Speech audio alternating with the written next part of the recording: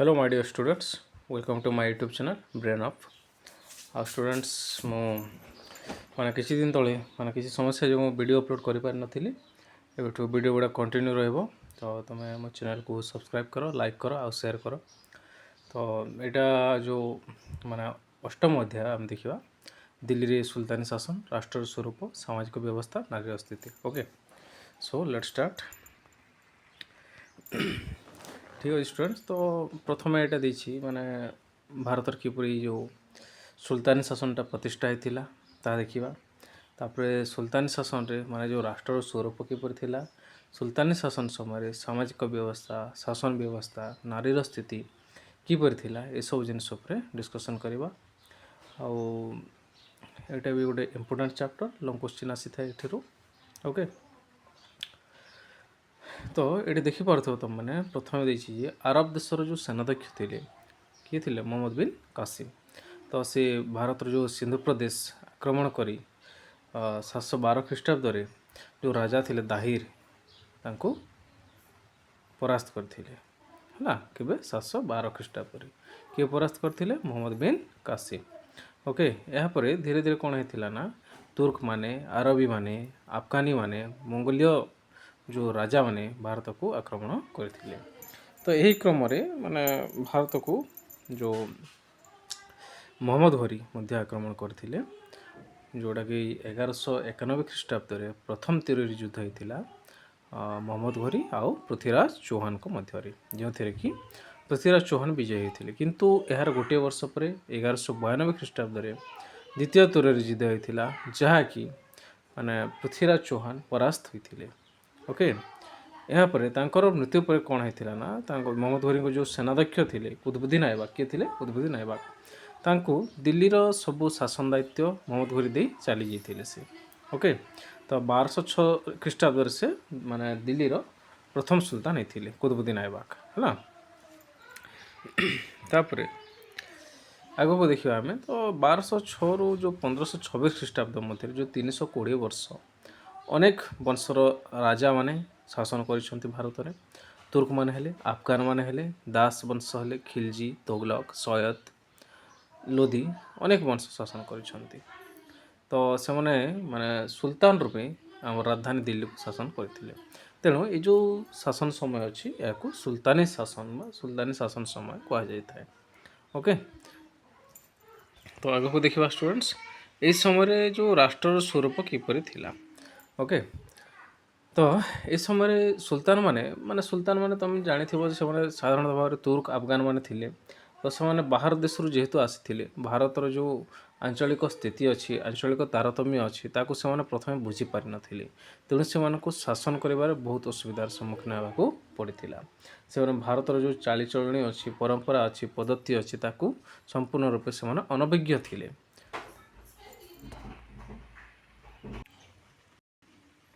तो स्टूडेंट्स, तो से सुल्तान मैंने कौन करते ना प्रथम जो भारतर अंचल गुड़िक जय करते निज साम्राज्य मिसई शासन पद्धति को सुदृढ़ करने चेष्टा करते है। तापर धीरे धीरे कौन होता माने जो मुसलमान संप्रदाय से थे मुसलमान मानकर जो सांस्कृतिक परंपरागत सब जिनस ता भारत को चली आसाला। भारतीय मानकर जो संस्कृति परंपरा थिला ता मध्य मिश्रण घटी से आम जो भारतीय समाज रे सामाजिक, राजनीतिक, अर्थनैतिक, सांस्कृतिक क्षेत्र में अनेक परिवर्तन देखा जाइथिला। ठीक अच्छे, अनेक जगह दंगा देखा मिलता, सांप्रदायिकता दंगा हिंदू मुसलमान मध्य, किंतु अनेक जगह आम सांप्रदायिकता सद्भावना, समन्वय, मिलनर परिवेश देखा जाइथिला। ठीक अच्छे स्टूडेंट्स, तो जो सुल्तान मैंने आसते से तो मुझे तुमको प्रथम कही आमर जो अंचल गुड़िक थी प्रति अनभिज्ञ थे से तेणु ये बड़ अंचल को माने भारत को एक धारारे एकतार स्वर बांधि रखा से कष्टकर होता।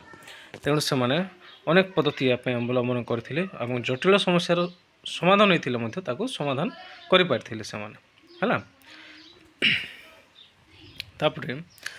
से सुल्तान माने आमर जो मुसलमान मानकर धर्मगुरु थे खलीफा, खलीफा मान को बहुत मानुले। खलीफा स्वीकृति मिले ही से सुल्तान रूपे विवेचित हो पारे। तेणु से खुतबा पढ़ुले, खुतबा पढ़ला खलीफा माने से सुल्तान रूपे स्वीकार करुले।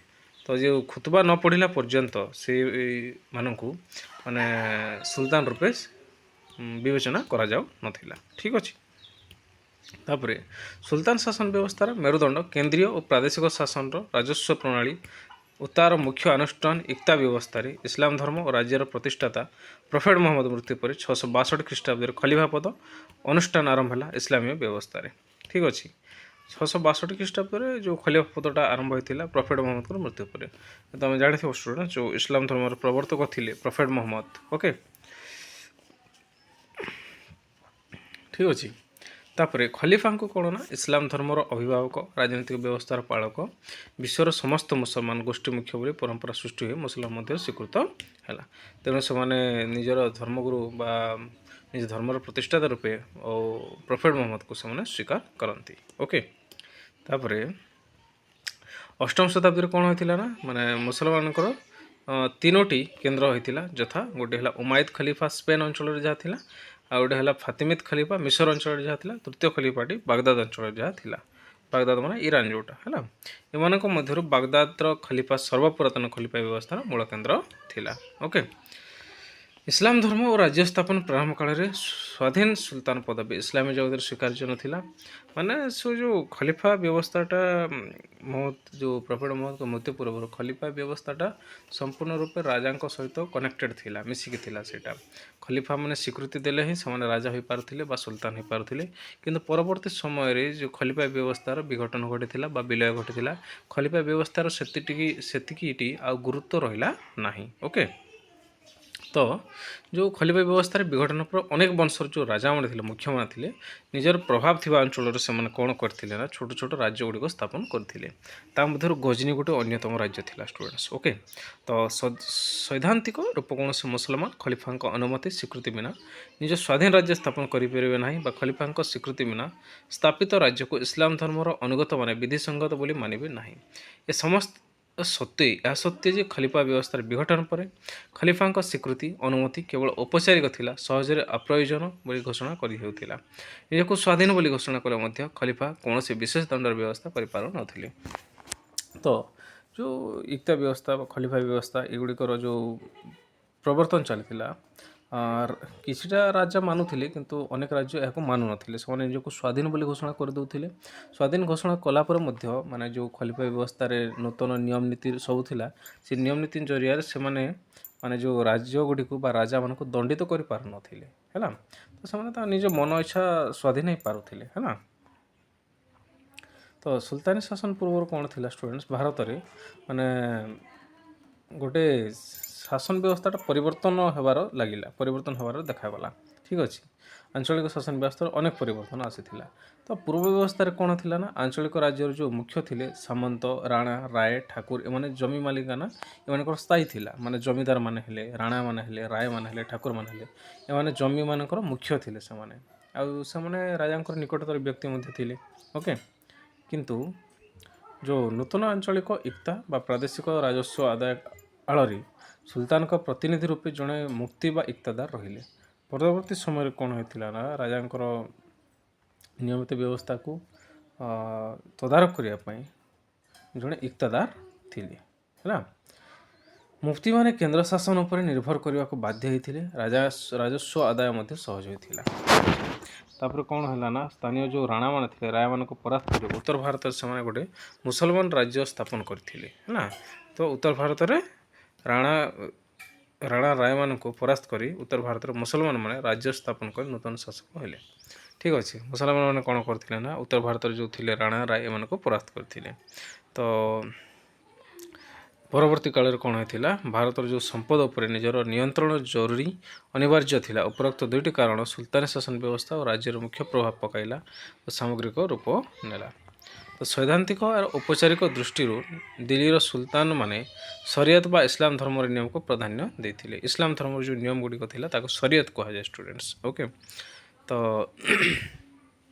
କିନ୍ତୁ ତତ୍ସଙ୍ଗେ ସଙ୍ଗେ ଜବାୟତ ବା ଧର୍ମନିରପେକ୍ଷ ବିଧି ବ୍ୟବସ୍ଥା କରିଥିଲେ।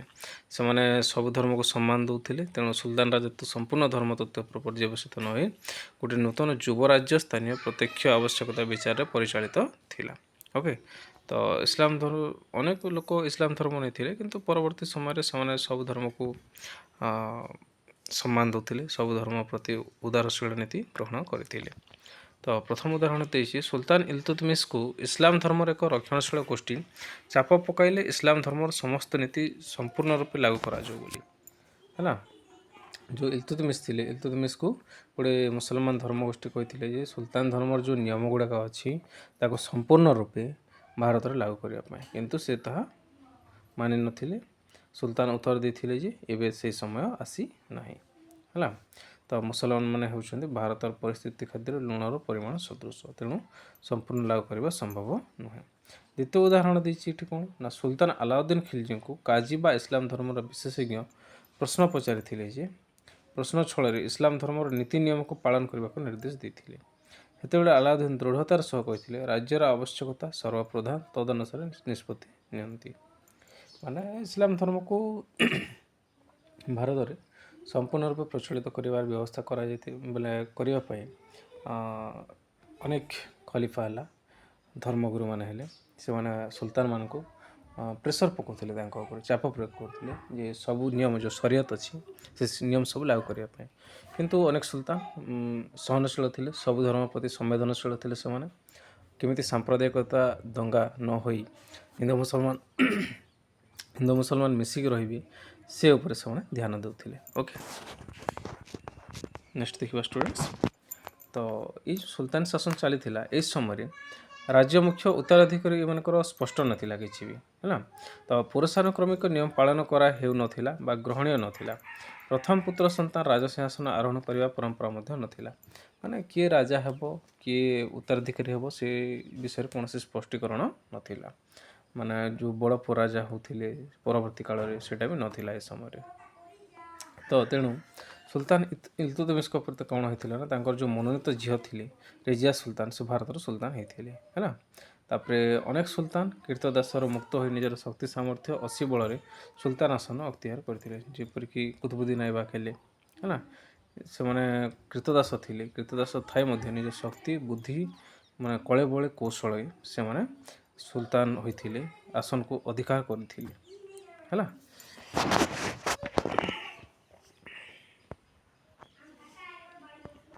ଯେମିତିକି ଉତ୍ତରାଧିକାରୀ ନିୟମ ବିକଶିତ ହୋଇନଥିବାରୁ ପ୍ରଥମ ସୁଲତାନ କୁତୁବୁଦ୍ଦିନ ଆଇବାକ ମୃତ୍ୟୁରେ ତାଙ୍କର ପୁଅ ସୁଲତାନ ନ ହୋଇ ଦାସତ୍ୱରୁ ମୁକ୍ତ ହୋଇଥିବା ତାଙ୍କ ଜ୍ୱାଇଁ ଇଲତୁତମିଶ ସୁଲତାନ ଆସନ ଅଧିକାର କରିଥିଲେ। ଜାଣିଥିବ ଷ୍ଟୁଡେଣ୍ଟସ୍ ତମେ ଏଇଟା, କୁତୁବୁଦ୍ଦିନ ଆଇବାକ ପରେ ଇଲତୁତମିଶ ଶାସନ ଗ୍ରହଣ କରିଥିଲେ। ହେଲା, ସେମିତି ପ୍ରତ୍ୟେକ ସୁଲତାନ ମୃତ୍ୟୁରେ ଗୁପ୍ତ ଷଡ଼ଯନ୍ତ୍ର ମୁଣ୍ଡ ଟେକୁଥିଲା ସିଂହାସନ କ୍ଷମତାକୁ ଅକ୍ତିଆର କରିବାକୁ। ମାନେ ସେ ସମୟରେ ଯେଉଁ ରାଜା ରାଜୁଡ଼ି ଥିଲା, ଚକ୍ରାନ୍ତ ବେଶୀ ଥିଲା। ହେଲା, ଏଇଟା ଥିଲା ରାଷ୍ଟ୍ରର ସ୍ୱରୂପ। ତାପରେ ଅଛି ଷ୍ଟୁଡେଣ୍ଟସ୍